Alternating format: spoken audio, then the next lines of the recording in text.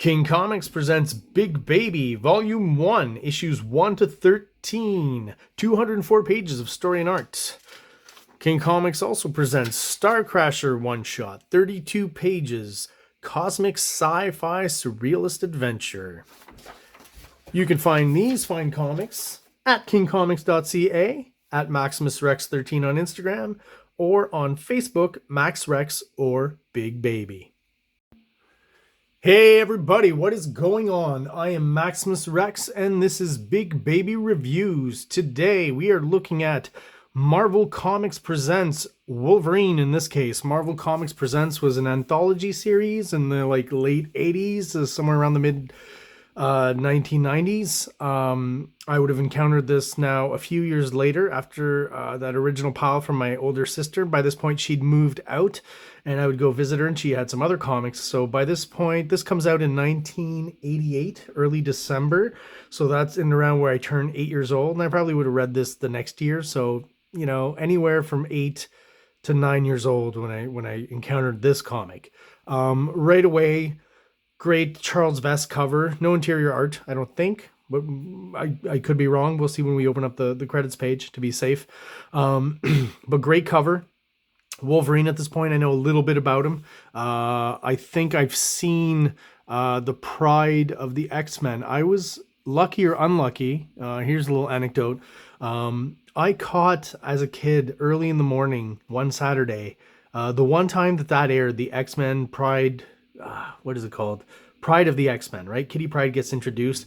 It was the pilot episode for an animated series for X-Men that never went anywhere. And they only ever aired the pilot, right? So I caught like the last 5 minutes of it and I was like, oh my God, there's an X-Men cartoon. This is so awesome. And it was part of the Marvel Hour. So there was another Marvel cartoon, I think, after that. So I was so jazzed, so stoked, and for this X-Men cartoon. And back then we didn't have any kind of backstory to anything on the internet or in magazines and stuff like that. So what I didn't know, that it was just a pilot, right? So next Saturday, set my alarm Friday night to get up at 7, and I start watching, and it's some other cartoon. I think it was RoboCop, if I'm not mistaken. There's a great franchise for kids. So I think, oh, well, maybe, you know, it'll be the next one, because it was like the Marvel Hour, the Marvel Power Hour. It was called something like that. And they would air 2 Marvel-centric kind of cartoons. And for this one, it was RoboCop and I believe Spider-Man and His Amazing Friends, instead of the X-Men. What I was expecting was a new episode of the X-Men, right? So I can remember that being a shattering moment as a kid. Obviously gotten over it, but as a kid, I was very disappointed that Saturday morning when I didn't get my next episode of the X-Men cartoon. It did come later in the 90s, but by then I was, you know, a little older and maybe more into playing music and stuff like that. So nevertheless, back to Marvel Comics Presents Wolverine. Again, super evocative cover. I was talking about Wolverine, so yeah, great shot of him here. Nice moody shadows, great penmanship, great inking. It just looks amazing. And you have the Man-Thing in the back here because he is also featured in this comic. Again, it's an anthology, so I believe there are 4 stories in this issue. But let's, just to be safe, open her up and not say anything that isn't right here. I will say right away, I flipped through it before. I will not be going over Master of Kung Fu, the 3rd story. But just because, like, going through it, I realized I have great memories of all of these and really not much of this. So I think as a kid, I just really didn't like it and I would just skip over it when I would go through this comic, right? But of course, Wolverine, very cool. We've got Chris Claremont writing, so that's, I didn't know it at the time, but he's like the main kind of X-Men writer. So, you know, to do the spin-off stories and stuff like that in Marvel Comics Presents was pretty cool, keeping, you know, the continuity fairly consistent and the tone, I guess, you know, of the X-Men universe. It says here, breakdowns, John Buscema, or Buscema, I'm not quite sure how to pronounce that. I'll try both. Great artist, classic artist, so I've got nothing to say about the art in this issue. Even though it's just breakdowns, you can see his structure work and like his distinctive style. And finisher, which would be inker, Klaus Janson, who is an awesome inker, a little rough, and I think I like rough in a good way, in a way that I like. And I think he works really well with Buscema, where you get a bit of the Jansen, but you don't lose any of what's great about Buscema and his art. So as a kid reading this, I thought it was great. Great opening kind of page here. Love this Wolverine coming out of the water. You see where, also I will mention with the Buscema art later on when I got into Wolverine with Mark Silvestri. Silvestri was definitely looking at a lot of the Buscema stuff. This is a very Silvestri kind of shot here. Wolverine Silvestri, right? I would say by the time he was kind of midway through the Cyberforce miniseries there, is where he really started to take on the Jim Lee kind of vibe. I do prefer the Wolverine phase of Silvestri, X-Men and stuff, when he had kind of the Buscema vibe, which was awesome. So definitely something I could totally see in a Mark Silvestri Wolverine comic. Actually, I bet you if I go through them, we've probably seen this almost this exact same shot. So cool splash, you know. Again, look at the water here, the simple kind of way it's being, and it's pretty like quick strokes and stuff. That's Jansen, very graphic, you know, rough, but it's cool. I like it, you know. As a kid, I think I thought some of this was a little weird. I'm still not used to all the graphic kind of cues in comic books and stuff, so some stuff is still weird to me. You know, this could look like they're stuck in cement if you're, you know, looking at it at a different angle, but it does work to me now as water. Maybe I would have added a bit more ripple, but you know, when you're actually reading comic book, going through it, you know, it totally works, and that's what's important. Another visual thing that confused me is, you know, this kind of mesh texture over his eyes. So, you know, I think it's, even today I'm confused about it, but I think it's some sort of like, you know, mask kind of that he wraps around his head and his eyes or something to just obscure his eyes. Or is it meant to be makeup? I don't know for sure. I still don't know. And as a kid, I was very confused about that. I was like, what is that? I was like, are those, you know, I also questioned, maybe are those shadows? Is he trying to do shadows around the eyes? Like it was just, and if that's what it is, it's not very well done. But I'm looking at the rest of the art and, you know, it is well done. So there's something there that I'm not really understanding, even today. I think it's supposed to be some sort of mask. If anyone can illuminate me, you know what I mean?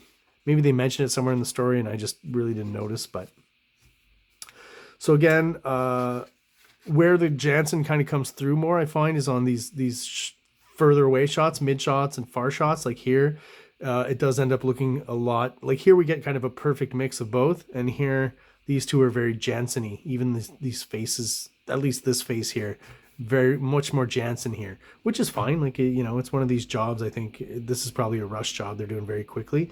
So usually, no matter what, that tends to be more dynamic. You know, there's just something that happens there, where these guys under deadline just draw really fast, and it tends to make the drawing, again, move, strangely enough. So I'm not worried too much about the story. As a kid, I wasn't either. I didn't know who any of these characters were. You know what I mean?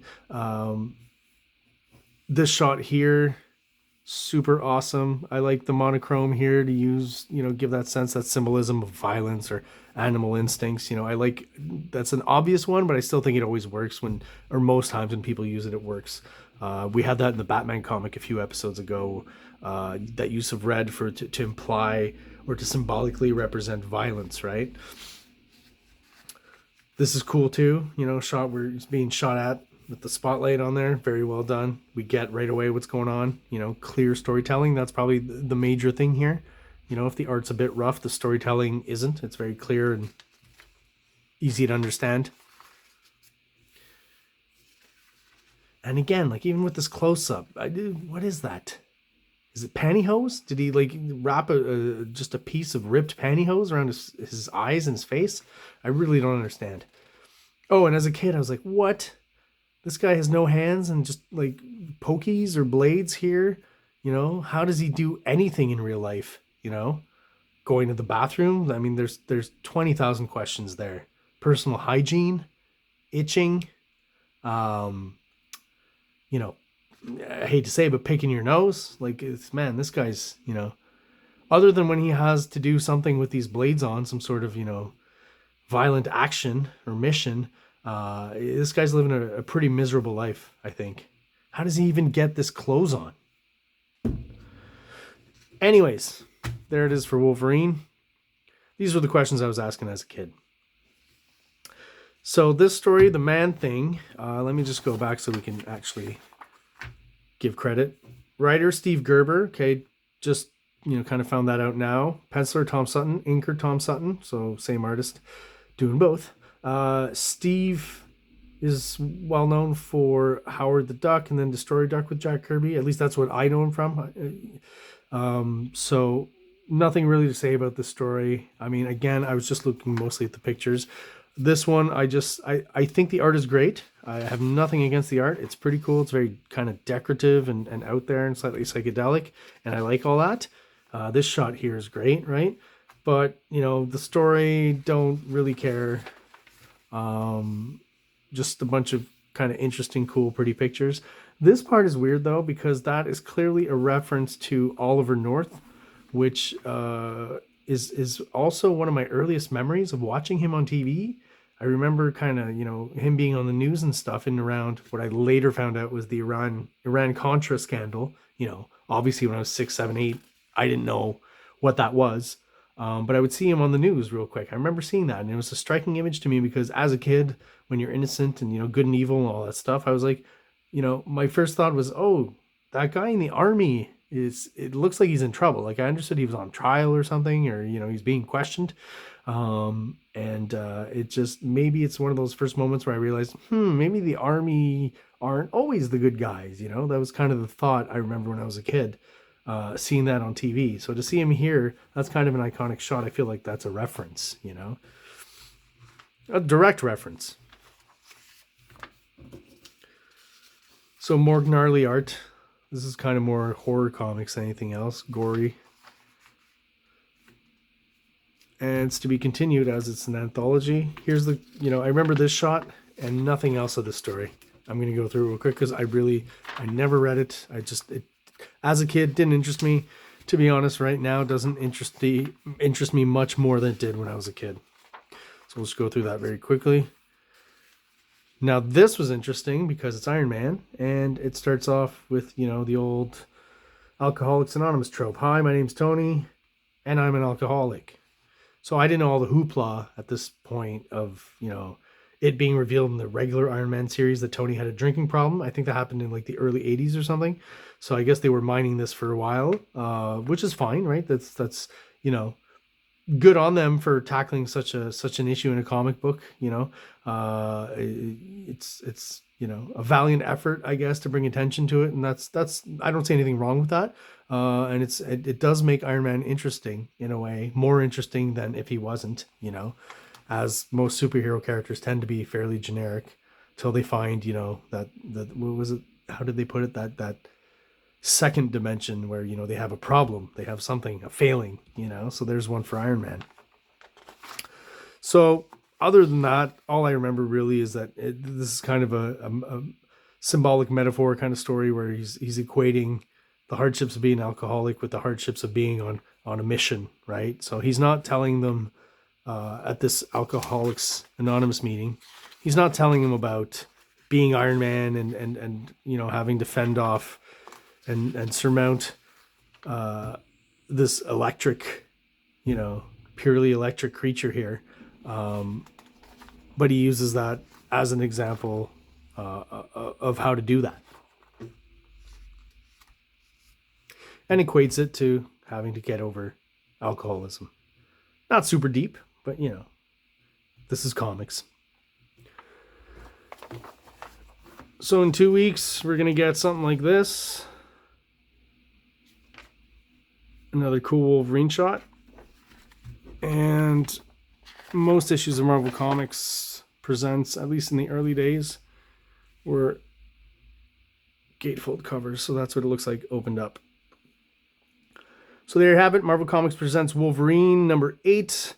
Again, one of the comics introduced to me when I was a young kid, and helped to inspire me to eventually, we're getting close to the point where I actually start really myself collecting comics and really digging deep and down to start drawing and eventually creating comic books, illustrations, and trying to be a cartoonist. All right. Thank you for watching. I appreciate it. And I will see you next episode.